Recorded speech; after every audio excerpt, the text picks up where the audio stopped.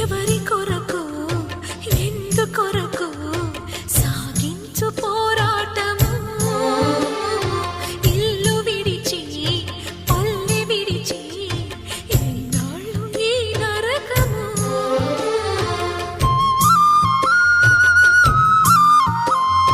గుండెలో బాధలను దాచుకోవాలి నా పోరు బాటలో నీ తోడు కావాలి పల్లెనే ఇల్లుగా నువ్వు చూసుకోవాలి పంచాది నిర్మలకు చెల్లెవనిపించాలి